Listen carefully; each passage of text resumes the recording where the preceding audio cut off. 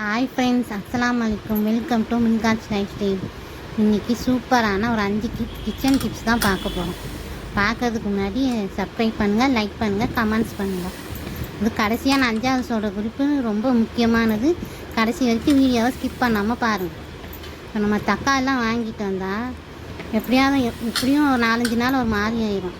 அதுக்கு ஃபஸ்ட்டு குண்டாவில் தண்ணி பிடிச்சி கல் உப்பும் மஞ்சளும் போட்டு கலந்துருங்க. அதுக்கப்புறம் இந்த மாதிரி தக்காளியாக ஒரு 5 நிமிஷம் அப்படியே மூழ்கிற மாதிரி வச்சுருங்க. வச்சுட்டு இந்த மாதிரி நல்லா தண்ணியை வடித்து இந்த மாதிரி வேறு குண்டாலாம் மாற்றி தண்ணி வடிஞ்ச பின்னாடி ஃப்ரிட்ஜில் வச்சு பாருங்கள், நல்லா ஃப்ரெஷ்ஷாகவே இருக்கும். அதுக்கப்புறம் மிளகு சீரகம் இப்படி 50 மிளகு ஒரு 25 சீரகம் போட்டு அரைச்சி வச்சுக்கோங்க. இந்த வெங்காயம், முட்டை, ஆம்லெட்டு எல்லாம் போடும்போது ஹோட்டல் இப்படி தான் செய்கிறாங்க. ட்ரை பண்ணி பாருங்கள். 50 மிளகு எடுத்திங்கன்னா 25 சீரகம் போடும். சமமாக எடுக்கக்கூடாது, டேஸ்ட்டு கிடைக்காது. இது ஹோட்டல்காரங்களே எங்களுக்கு சொன்ன ஒரு டிப்ஸு. ட்ரை பண்ணி பாருங்கள், எல்லாத்துக்குமே நல்லாயிருக்கும். இங்கே ரசம் திடீர்னு வைக்கிறதா இருந்தால் கூட இதை 2 ஸ்பூன் போட்டுக்கலாம். பூண்டை தட்டி கூட இந்த மிளகு சீரகம் போட்டு வச்சுக்கலாம். நம்ம லைட்டாக வறுத்துக்கோங்க, ரொம்ப வறுக்க வேணாம், லைட்டாக வறுத்தாவே போதும். கருக விட்டுறக்கூடாது, கருகுனா நல்லா இருக்காது. மிளகு சீரகம் லைட்டாக வறுத்தாவே போதும். வறுத்து வெண்டைக்காய் குழம்பு வைக்கும்போது வெண்டைக்காய் வணக்கும் போது லைட்டாக தேங்காய் எண்ணெய் ஊற்றி இப்படி தேங்காய் எண்ணெய் ஊற்றி வணக்கிக்கிட்டிங்கன்னா நல்லா வாசமாக இருக்கும் குழம்பு. 4வது டிப்ஸ் என்ன ஆகுதுன்னா, இந்த மாதிரி அவிச்ச முட்டையை இந்த மாதிரி நல்லா கட் பண்ணி மிளகு சீரகம் அரைச்சோம்ல அதவே போட்டு உப்பு தேவைப்படாது. ஏன்னா நம்ம அவிக்கும் போதே முட்டை உப்பு போட்டுறோம்ல, அதனால உப்பு வேண்டாம். நம்ம தேங்காய் எண்ணெய் ஊற்றி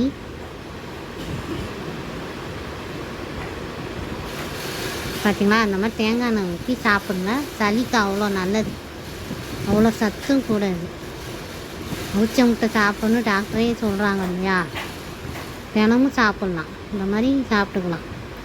ஒரே மாதிரி ஆம்லேட் இந்த மாதிரி சாப்பிட்றதுக்கு இது பரவாயில்ல.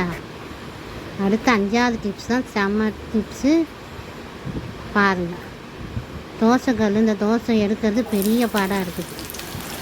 அதுக்கு இந்த மாதிரி எண்ணெய் ஊற்றி கல் உப்பு போட்டு நல்லா சுற்றி எல்லா பக்கமும் பாடுற மாதிரி நல்லா வணக்கிக்கோங்க. எல்லா பக்கமும் வர்ற மாதிரி நல்லா வணக்கிக்கோங்க. சிம்மில் வச்சுக்கோங்க, ஏன்னா உப்பு போடுறதுனால வெடிக்கிற மாதிரி இருக்கும். பயப்பட வேணாம், இந்த மாதிரி போட்டுக்கோங்க.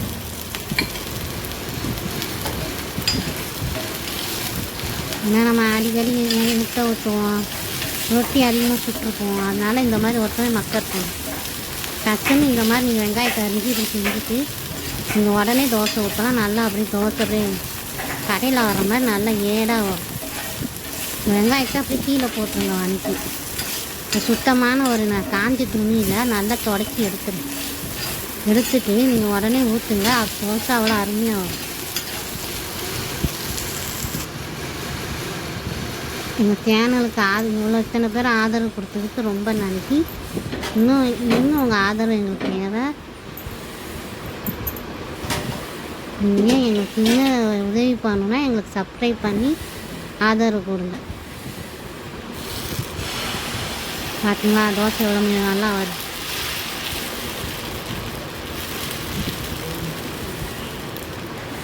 இந்த மாதிரி ஊற்றி நல்லா இது பண்ணிக்கோங்க. நல்லா தோசை வரும்.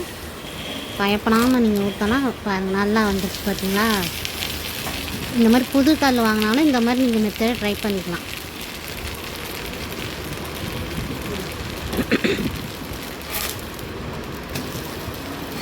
Okay, bye. தேங்க்ஸ் ஃபார் வாட்சிங். Subscribe please.